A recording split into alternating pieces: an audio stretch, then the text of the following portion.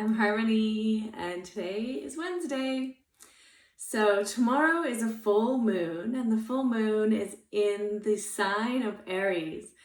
And whether or not you believe much in astrology, Aries is the representation of the warrior figure. But the moon is actually conjunct with another planet, Chiron, and Chiron is the healer, and he's sort of the counselor to many of these ancient deities that the celestial bodies are named after in Greek and Roman mythology. And so as we enter this period of the full moon, it's a great opportunity to heal old wounds and to really learn to open the heart center and to just allow that inner energy of healing to come and that inner heart opening to happen. So I'd encourage you to take some time tomorrow during your moon practice to focus on heart opening.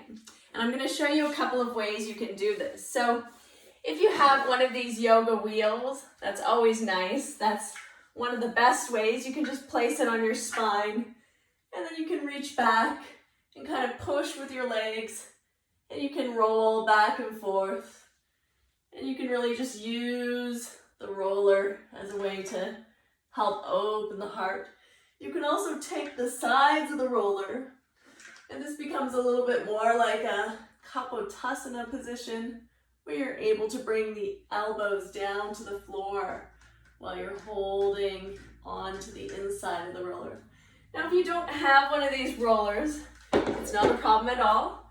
Maybe you have a yoga block, and this can be much more restorative. If you place the block lengthwise, you can put it just under your heart center.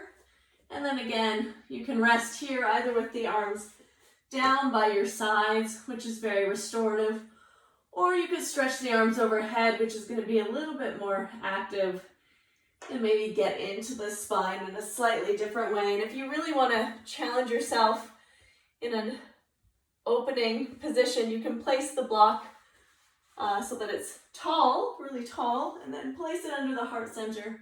And then again, you're going to breathe here and open the heart. Or you can reach back, maybe bring the hands together, you can leave them apart. I like to bring the hands together to really intensify that stretch. And then if you're just looking for a really nice way to restore and relax, if you have a bolster or blankets, you can roll up some blankets, roll them lengthwise so it's a bit long, and then place them by your sacrum, and you've built a little bit of a tower here, about a few feet up. And then again, you could just relax over the bolster with the arms out wide or overhead. And spend some time here, just taking deep, full breaths. Anahata chakra, the heart center, is related to air, the element of air.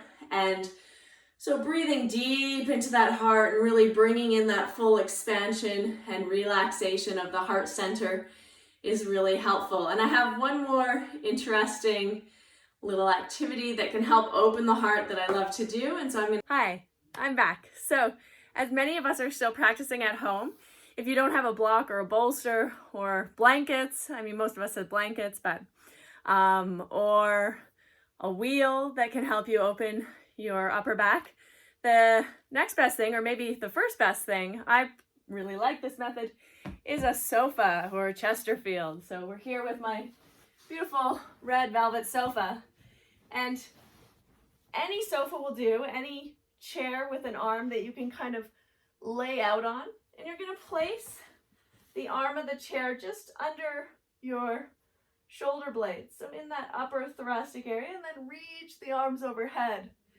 And you can control this action a little bit with the legs, and then you can just hang out here and breathe.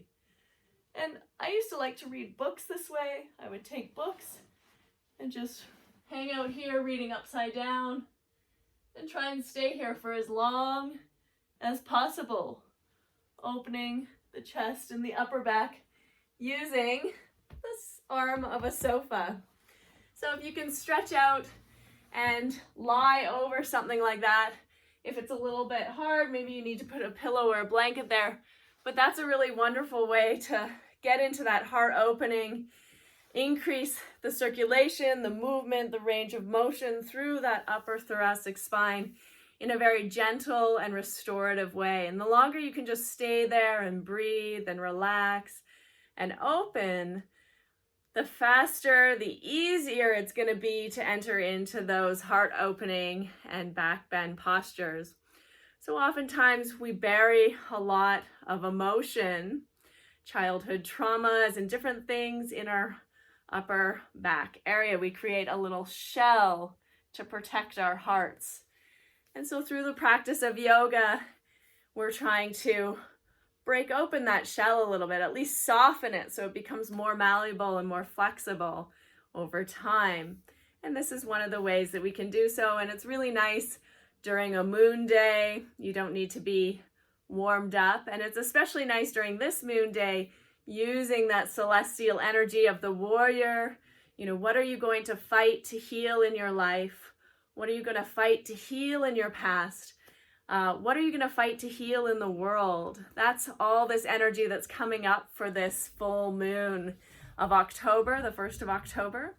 So these are questions you can ask yourself and take some time and spend opening the heart and resting and restoring and healing yourself. And if you'd like, I have my full moon restorative class tomorrow. It happens at 6 a.m. on the Pacific Coast and 9 a.m. on the Eastern Coast, and at 2 p.m. In the United Kingdom. And so you're welcome to join me for about an hour of restorative postures, breathing. We're going to focus on heart opening and a little meditation for healing ourselves, our past, and the world as well. So I encourage you to join me. Thank you so much for keeping with me for this Wellness Wednesday. I look forward to seeing you next week.